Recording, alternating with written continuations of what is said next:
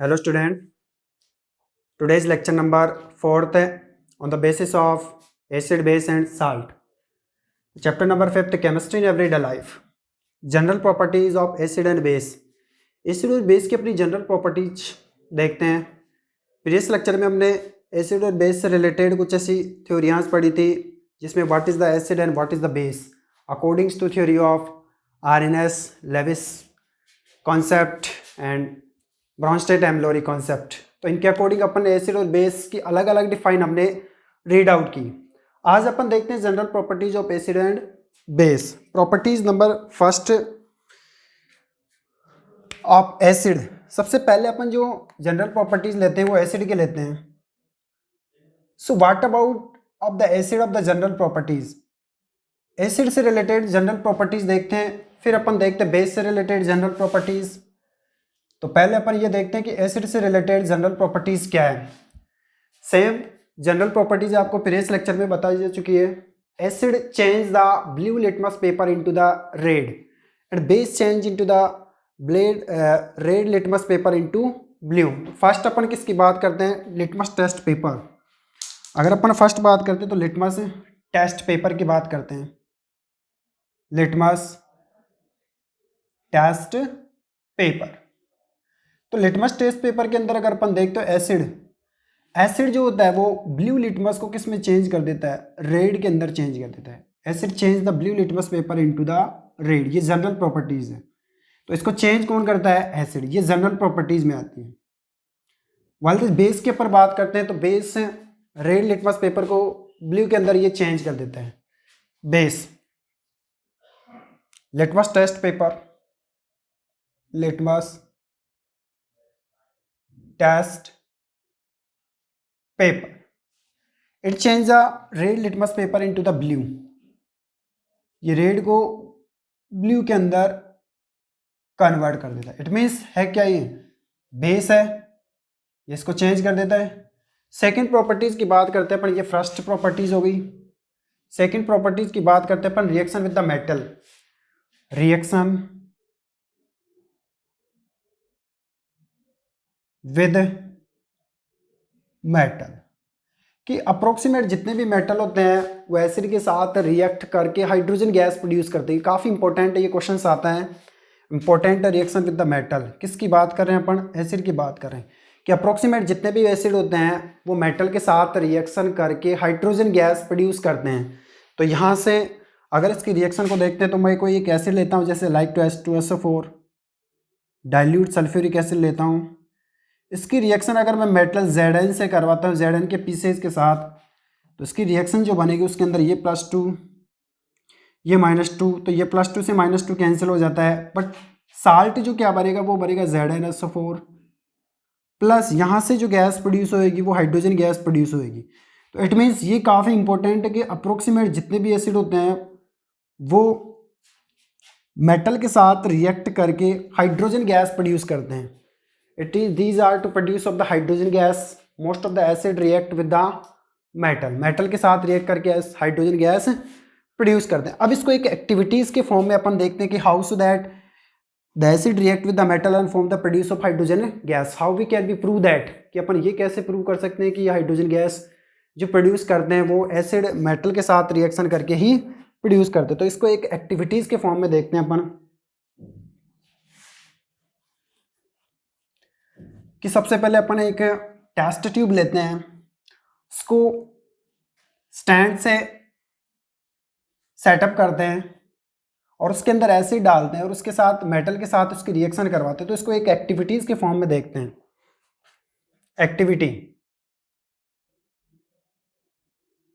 Activity के form में अपन इसको देखते हैं कि सबसे पहले एक टेस्ट स्टैंड बनाते हैं। अपन स्टैंड लेते हैं,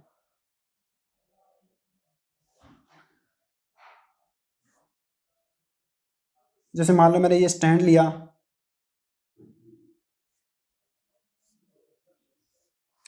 इस स्टैंड से मैं टेस्ट ट्यूब को एडजस्ट करता हूँ।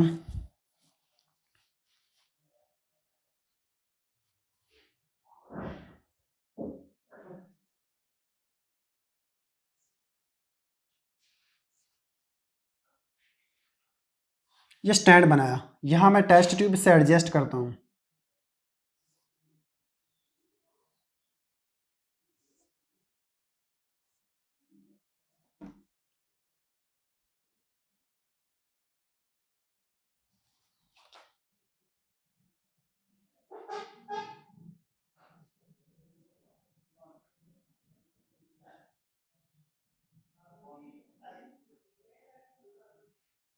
ये मैंने क्या किया, टेस्ट ट्यूब से एडजस्ट कर दिया इसे। ये मैंने स्टैंड बनाया, स्टैंड।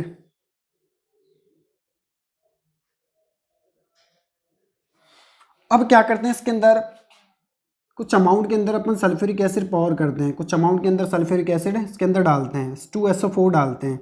इट मीन्स आपको पता है कि एसिड मेटल के साथ रिएक्ट करके हाइड्रोजन गैस प्रोड्यूस करेगा, तो अपन कुछ अमाउंट के अंदर इसके अंदर सल्फ्यूरिक एसिड इसके अंदर ऐड करते हैं, H2SO4।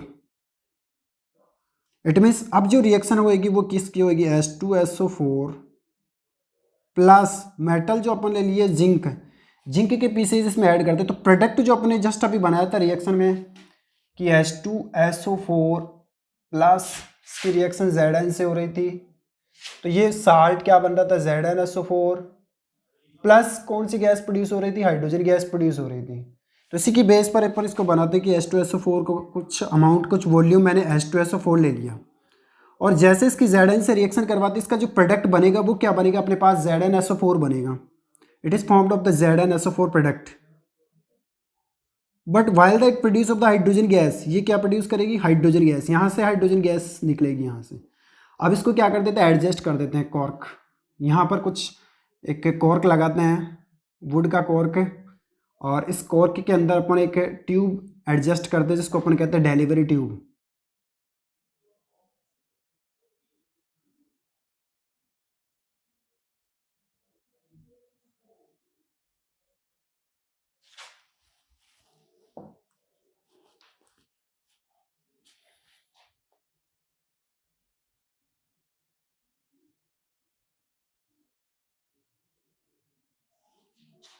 ये अपन ने एक डिलीवरी ट्यूब बनाई है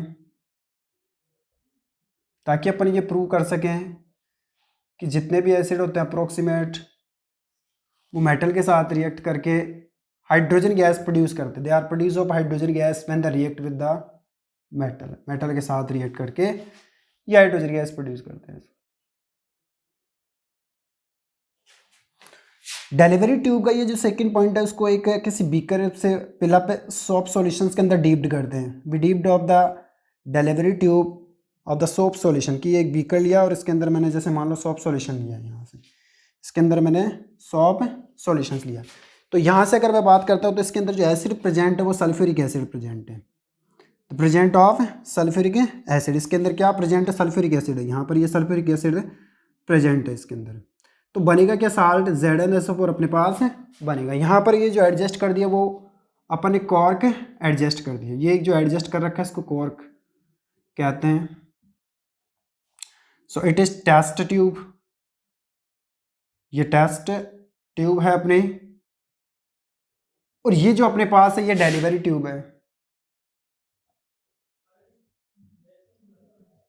डिलीवरी ट्यूब। इसको सेकंड बीकर के अंदर या किसी भी वेसल्स के अंदर डीप्ड कर देते हैं अनदर पॉइंट को इसको, और इसके अंदर सोप सॉल्यूशंस डाल देंगे। जैसे मान लो मैंने इसके अंदर डाल दिया सोप सॉल्यूशन,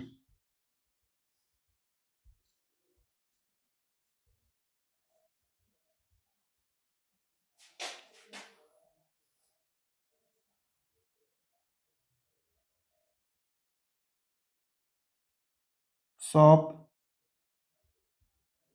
सॉल्यूशन। तो जैसे ये रिएक्ट करता है ये हाइड्रोजन गैस प्रोड्यूस करता है, हाइड्रोजन गैस यहाँ पर प्रोड्यूस होएगी, H2 गैस इसको ऊपर कहते हैं हाइड्रोजन गैस डिलीवरी ट्यूब से थ्रू। तो ये हाइड्रोजन गैस जो जाएगी वो कहाँ जाएगी, डिलीवरी ट्यूब के थ्रू इस सॉप सॉल्यूशंस के अंदर जाएगी। And there are be form of the bubbles of hydrogen gas, यहाँ पर हाइड्रोजन गैस के क्या बनेंगे, बबल्स बनेंगे, form of the bubbles of hydrogen gas.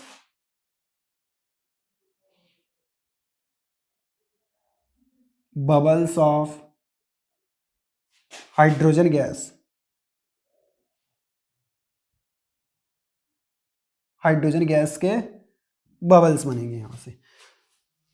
ये अपन ने ले रखा स्टैंड,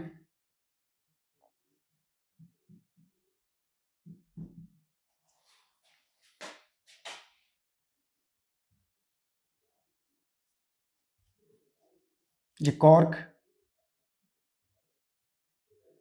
ये टेस्ट ट्यूब। यहाँ पर ये जो जिंक रिएक्शन ले रखी है, जिंक पीसेज है, यहाँ पर जिंक के मेटल दे रखे हैं। तो यहाँ से ये हाइड्रोजन गैस प्रोड्यूस करते हैं और हाइड्रोजन गैस जैसे सॉफ्ट सॉल्यूशन के अंदर जाती है, बीकर है यहाँ से,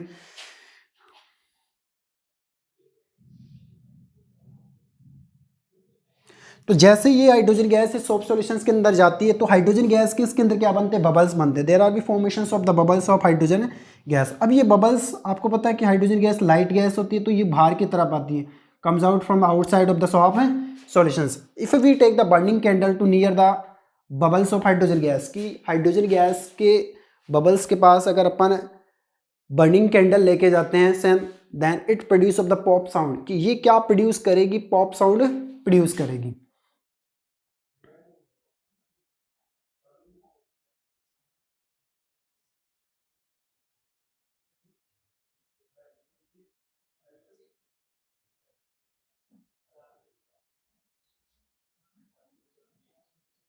कि जैसे इसके पास अपन बर्निंग कैंडल लेके जाते हैं, ये जो बबल्स है it produce of pop sound, इसकी जो बबल्स है वो पॉप साउंड प्रोड्यूस करते हैं। तो यहाँ पर अपन क्या लेके जा रहे हैं, burning candle, a burning candle.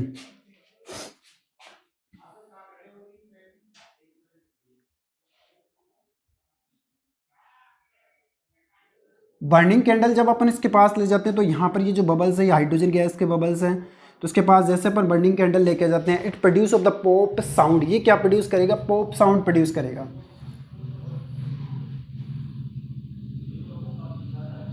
Producing of pop sound.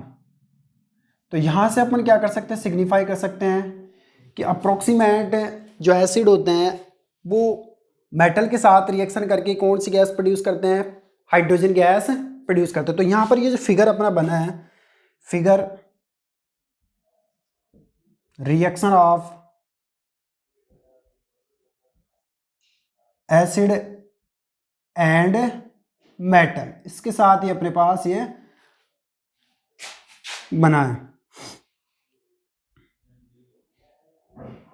तो इसको चेकआउट करने के लिए अपने को बर्निंग कैंडल ले जाना ज़रूरी था, क्योंकि ये बर्निंग कैंडल्स के जैसे इसके पास लेके जाते तो ये पॉप साउंड प्रोड्यूस करते थे। तो अपन ये कह सकते हैं कि most of the acid react with the metal and form the hydrogen gas, these are to be lightly gas, so uprise from the test tube. ये थोड़ी लाइट होती है तो ऊपर की तरफ ये चली जाती है। यहाँ पर कोर्क फिट कर रखा है जिससे ये डिलीवरी ट्यूब से पास होकर के इसके सॉफ्ट सॉल्यूशंस में जाती है। तो सॉफ्ट सॉल्यूशंस के अंदर इसके क्या बनते हैं, बबल्स बनते हैं, और जैसे ये बबल्स बाहर की तरफ आते हैं इसके पास बर्निंग कैंडल लेके जाते हैं and it produce of the pop sound, so that is show that acid react with the metal and form the hydrogen gas. तो ये आपके सामने इसकी एक्टिविटी है। First we take the stand and adjust the test tube, adjust the test tube and pour the some amount of the sulfuric acid and pour the some pieces of zinc metal. So acid react with the metal form the hydrogen gas.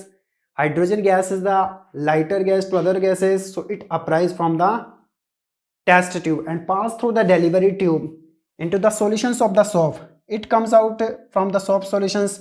If we take the burning candle to near these bubbles of hydrogen, it produce of the pop sound, so that is show that most of the acid react with metal and form the hydrogen gas. तो अधिकतर जो acid होते हैं वो metal के साथ react करके hydrogen gas produce करते हैं। तो ये एक तरह से काफी इंपॉर्टेंट है। So take the screenshot.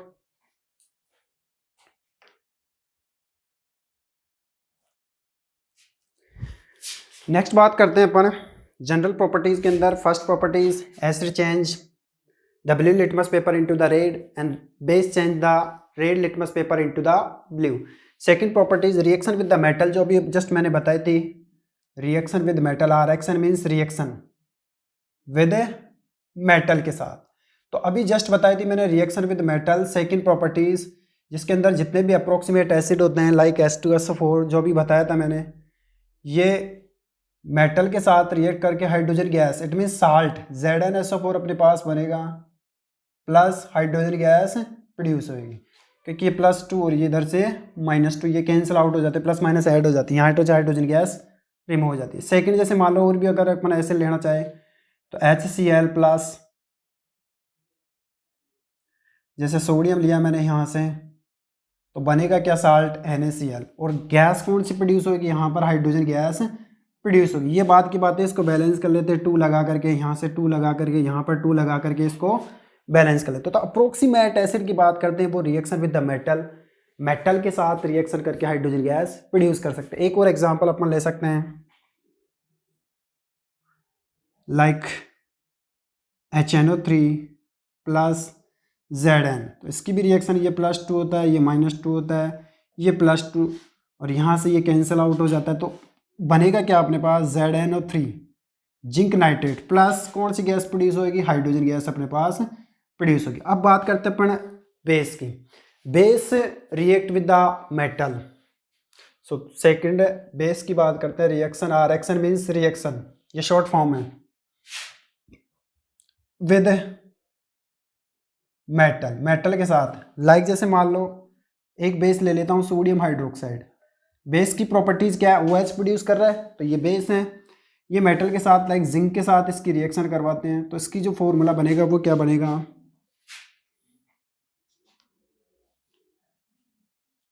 Na2ZNO, इसको अपन कहते हैं सोडियम जिंकेट। हालांकि इसका फॉर्मूला प्लस माइनस के अकॉर्डिंग बनता है, लेकिन ये तो आपको याद ही करना पड़ेगा। इसको कहते हैं अपन sodium zincate, sodium zincate.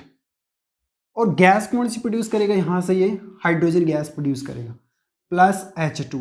It means अब बेस की बात करते हैं तो बेस भी क्या करते हैं, salt plus hydrogen gas. Most of the base की, सभी बेस की बात नहीं की जा रही, सभी बेसेस इसके साथ रिएक्शन करके हाइड्रोजन गैस प्रोड्यूस नहीं करते, कुछ एक बेस की बात कर रहे हैं अपन। नेक्स्ट प्रॉपर्टीज की बात करते हैं अपन, थर्ड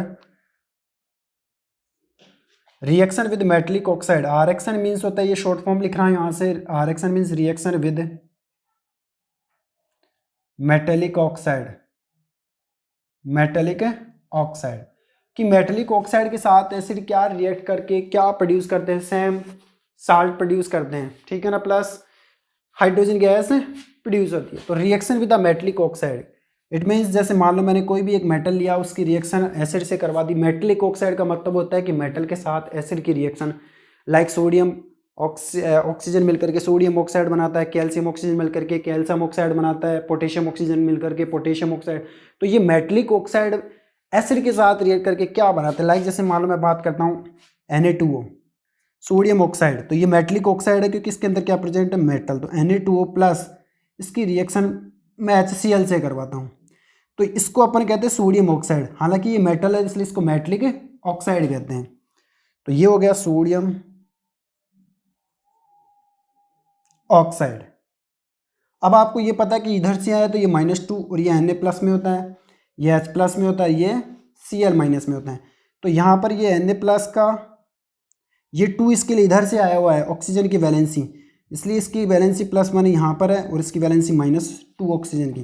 तो ये Na+ और H, ये Cl-, ये दोनों मिलकर के साल्ट बनाएंगे, HCl NaCl, ये साल्ट बनेंगे, प्लस यहाँ पर H और O ये दोनों मिलकर के वाटर H2O बनेगा यहाँ से। तो इट मीन्स ये रिएक्शन करके क्या बनाते हैं, water. Metallic oxide Na2O metallic oxide हो गया, एसिड के साथ रिएक्ट करके क्या बना रहा, साल्ट प्लस वाटर। तो यहाँ पर ये NaCl का क्या बन गया, salt. It means sodium chloride, sodium chloride. और ये अपने पास क्या आ गया, वाटर। ऐसा ही कुछ एग्जांपल और ले सकते हैं अपन, लाइक जैसे मान लो एक एग्जांपल और ले सकते हैं अपन, जैसे लिया मैंने कैल्शियम ऑक्साइड, इसकी वैलेंसी +2 होती है, इसकी -2 होती है, राइट है। जैसे मान लो इसकी रिएक्शन करवा दी मैंने H2SO4 यहाँ से, इसकी वैलेंसी -2 इधर से आई है, इसकी वैलेंसी प्लस होती है, क्योंकि ये सी की वैलेंसी +2 होती है, ऑक्सीजन की वैलेंसी -2, इसलिए ये CO बना, +2 से -2 कैंसिल हो जाता है, इसलिए ये ओनली CO। बट अपने को वैलेंसी निकालना जरूरी है प्लस माइनस को ऐड करने के लिए, Ca+2O-, ऐसे ही H+ और SO4-। तो अब ये प्लस वाला, ये प्लस वाला इस SO4- के साथ जाएगा, जो ये 9th क्लास के अंदर आता है फॉर्मूला फॉर्मेशन में, कि अगर मैं Ca+2 की रिएक्शन SO4-2 से करवाता हूँ तो यहाँ से +2 से -2 तो कैंसिल हो गया, तो बनेगा क्या, कैल्शियम सल्फेट। तो अपने पास जो बनेगा प्रोडक्ट क्या बनेगा, calcium sulphate CaSO4 plus water H2O। ऐसे बहुत सारे अपन एग्जांपल ले सकते हैं जो मेटलिक ऑक्साइड के बन सकते हैं। इट मीन्स एसिड जितने भी होते हैं वो मेटलिक ऑक्साइड के साथ रिएक्ट करके क्या बनाते हैं, साल्ट होते हैं। यहाँ पर कैल्शियम सल्फेट का साल्ट बन गया, प्लस वाटर अपने पास बन रहा है। नेक्स्ट अगर अपन बेसेस की बात करते हैं तो बेस ये नॉन मेटलिक ऑक्साइड के साथ रिएक्शन करते हैं, reaction with non metallic oxide. Reaction यहां पर आरएक्शन शो कर रहा हूं, इट मींस शॉर्ट फॉर्म है reaction. Reaction with non metallic oxide, जिसके अंदर मेटल की प्रॉपर्टीज ना हो, उसके साथ इसकी रिएक्शन देखते हैं। तो यहां पर पॉइंट क्या आ रहा है, नॉन मेटलिक ऑक्साइड। लाइक जैसे मान लो कार्बन डाइऑक्साइड है, अब ये कोई भी बेस जैसे कैल्शियम हाइड्रोक्साइड इसके साथ रिएक्शन कर रहा है। अब इसके साथ रिएक्शन करके सेम वही बनाएगा साल्ट प्लस वाटर। तो साल्ट बनेगा क्या, कैल्शियम और कार्बन डाइऑक्साइड, एक ऑक्सीजन यहाँ से मिलकर के कैल्शियम कार्बोनेट का साल्ट बनेगा CaCO3 प्लस यहाँ पर OH, ये दोनों मिलकर के H2O वाटर बनेगा। ये बैलेंस की बात की हैं इसके अंदर, इसको कैसे बैलेंस करते हैं, यहाँ पर कैल्शियम कितने हैं, इधर भी कैल्शियम उतने होना चाहिए, वो बैलेंस के अंदर आता है। बट एक्चुअल में बनेगा कैल्शियम कार्बोनेट जो साल्ट बन रहा है प्लस वाटर। तो reaction with the non metallic oxide के साथ ये साल्ट प्लस वाटर ही बनाते हैं। नेक्स्ट प्रॉपर्टीज की बात करते हैं। So first of the screenshot,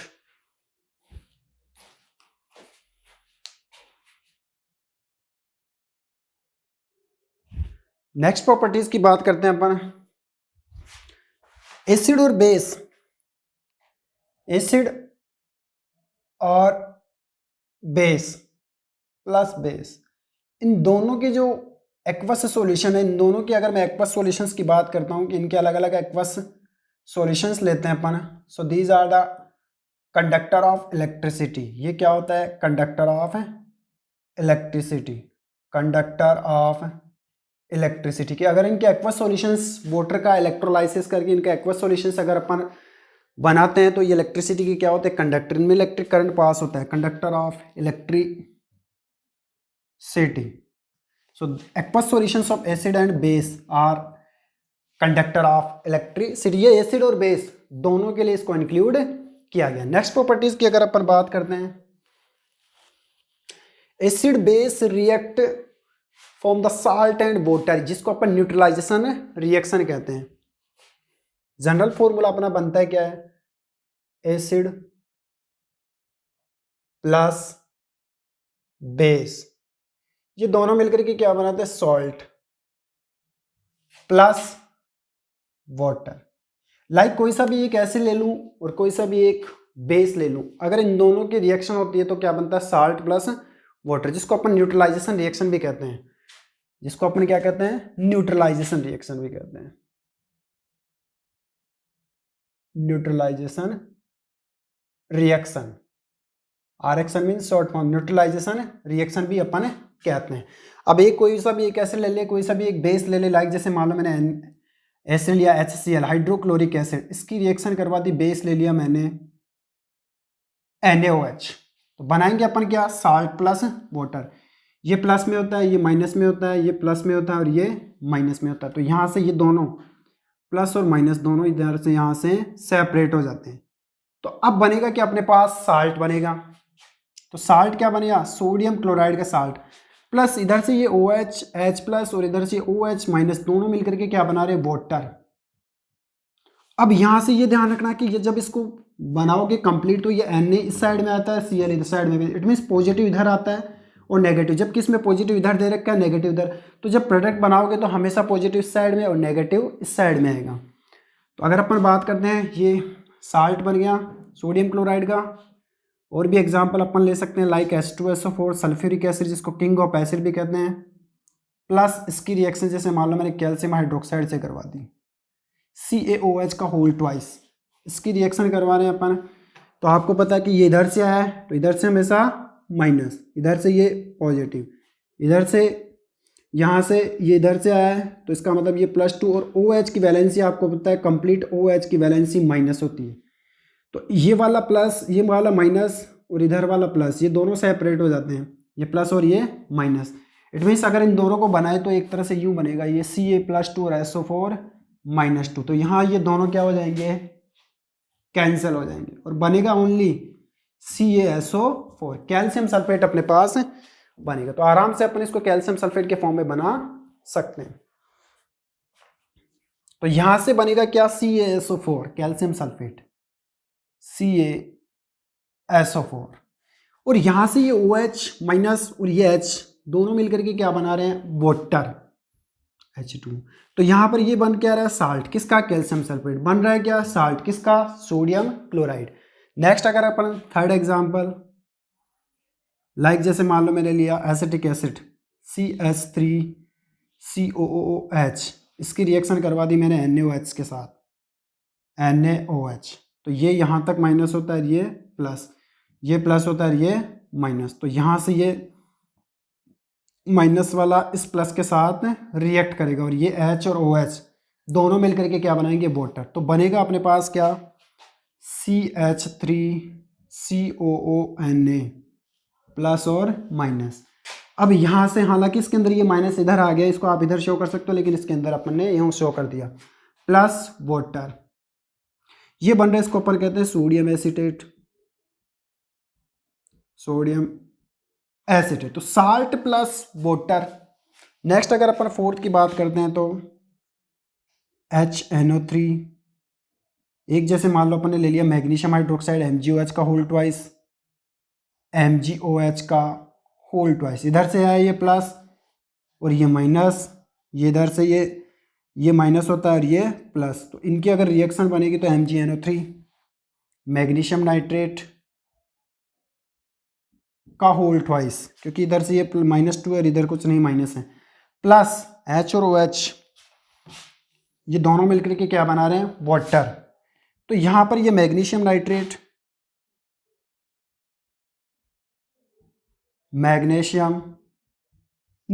तो जितने भी बेस, एसिड और बेस होते हैं वो क्या बनाते हैं, salt plus water. So these are the general properties of acid and base.